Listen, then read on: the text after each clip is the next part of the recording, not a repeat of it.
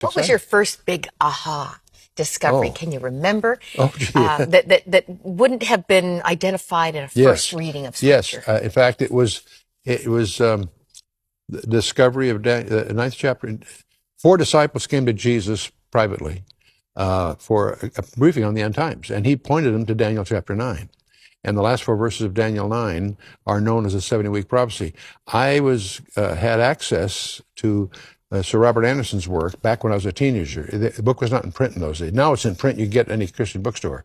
In 1894, the head of Scotland Yard, a guy by the name of Sir Robert Anderson, discovered the secrets, in effect, of discovering how those four verses. The point is, you encounter a verse that is in the Old Testament that predicts the exact day that Jesus would present himself riding a donkey as a king, presenting as a king The riding a donkey. triumphal entry. The triumphal entry. And the 25th verse of Daniel chapter 9 has that all in there.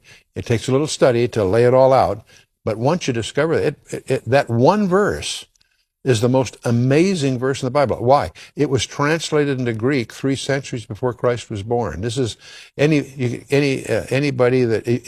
any encyclopedia will confirm that the Septuagint version of the Old Testament, that is the Old Testament translated into Greek, was done about 285 BC. So that it's in black and white in that text. Okay. Well, it turns out when you understand what's there, it lays out the exact day that Jesus rode that donkey, which is significant because he's deliberately fulfilling Zechariah 9:9, presenting himself as a king. And so that's, first of all, undeniable. It's one of the most astonishing passages in the entire Bible.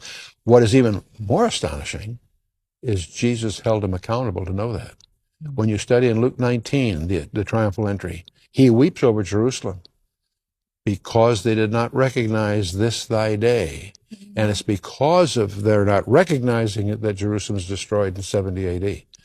And so that all, not only does it tie together in a breathtaking way, it also causes us to realize that to whom much is given, much is required. That's The us. insights we have today Yeah. leave us without excuse. And so one of the most, people say, gee, I'm worried about this and I'm worried about that with all the tensions in the world today. What should I be doing? The most urgent thing we all need to do is be doing our biblical homework.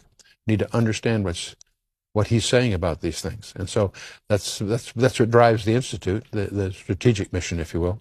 And so that's what we're all about.